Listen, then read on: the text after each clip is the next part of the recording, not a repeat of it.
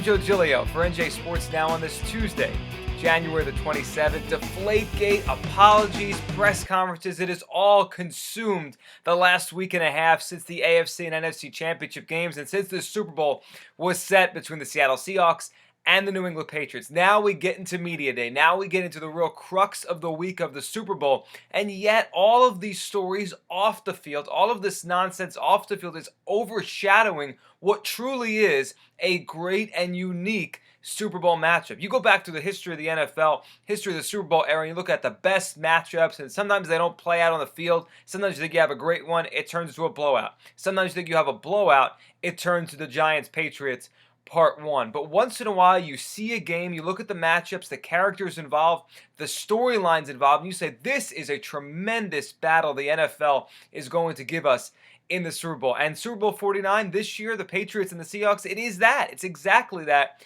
Yet we're not talking about the game. We're not talking about Pete Carroll against Bill Belichick. One that used to be there in New England in Pete Carroll, and now the reigning coach of the Patriots in Bill Belichick. Two guys so accomplished in their careers, Carroll at USC as well as the Seahawks, and of course now Bill Belichick all these years with the Patriots, but both failed in their first tries in the NFL. And so many coaches we see now, we chew them up, we spit them out, and we say they can't do it. Both those guys failed and have gone on to have historically great careers afterwards. Look at the quarterbacks here. Russell Wilson trying to win back-to-back Super Bowls, trying to win 2 Super Bowls, in his mid-20s, a path that no quarterback has been on since Ben Roethlisberger did it a few years ago, Tom Brady before that. 2 of the better quarterbacks in the league. To do what Wilson has done in his first few years is remarkable. The other side, Tom Brady going for ring number 4, his 6th Super Bowl appearance.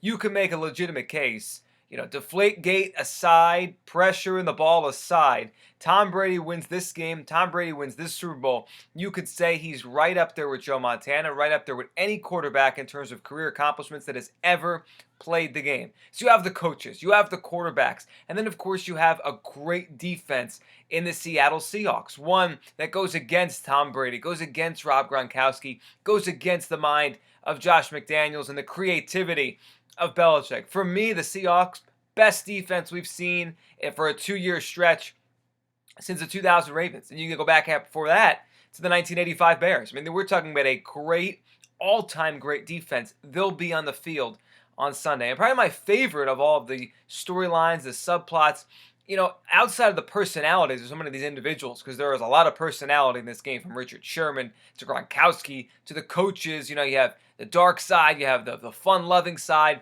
with Belichick and then Pete Carroll. But my favorite aspect of this game, and one that should be talked about more, is the Seahawks are trying to do something that no team has done since the New England Patriots. No team in the NFL has repeated in a very long time. In fact, it's been a decade since the Patriots did it, beating the Philadelphia Eagles after the 2004 season, beating the Carolina Panthers after the 2003 season, 2003, 2004, back-to-back champions. No one has done that. It is so hard to repeat in the NFL. Oftentimes, Super Bowl winners don't even win a playoff game the next year, let alone get back to a Super Bowl and have a chance to do what the Seahawks have a chance to do here on Sunday. The Seahawks are a burgeoning dynasty, trying to take down the long-lasting dynasty that is the New England Patriots. But all we could talk about, all we want to talk about, is Deflategate, is the controversy that led the Patriots to where they are now, even though I think everyone would readily admit the ball could have been pumped up more or less. They would have beaten the Colts by 3 touchdowns. They dominated that AFC title game, yet it's still the story. And as media day rolls along and as the week rolls along, you hope, if you're a football fan out there, that you can actually focus on the game, actually focus on what should be a tremendous Super Bowl matchup on Sunday. One that doesn't need any outside hype, one that doesn't need any controversy to get you excited. For me, this game, I'm past Deflategate. Now, I'm looking at this matchup and how great it can be on Super Bowl Sunday. I'm Joe Giglio for NJ Sports.